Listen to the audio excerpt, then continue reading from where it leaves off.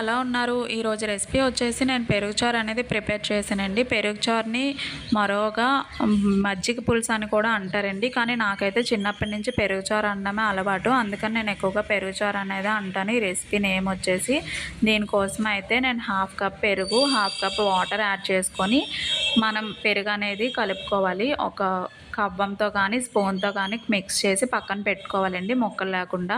పక్కన పెట్టుకున్న తర్వాత మరో పక్క స్టవ్ ఆన్ చేసి 2 స్పూన్స్ ఆయిల్, కొద్దిగా జీలకర్ర, కొద్దిగా పోపులు, కొద్దిగా కరివేపాకు, ఒక పచ్చిమిర్చి, కొద్దిగా అల్లం తరుగు, ఒక ఉల్లిపాయ, గుండగా తరిగిన ఉల్లిపాయ, కొద్దిగా పసుపు, ఉప్పు యాడ్ చేసుకొని మొత్తాన్ని ఫ్రై అయిన తర్వాత లాస్ట్లో కొత్తిమీర యాడ్ చేసుకొని ఇది డైరెక్ట్గా పెరుగులో యాడ్ చేసుకొని అన్నంతో సర్వ్ చేసుకుంటే ఎంతో టేస్టీ అయిన పెరుగు చారు రెడీ అండి. మీరు కూడా ఇలా ట్రై చేసినట్లయితే కామెంట్ సెక్షన్లో మెన్షన్ చేయండి.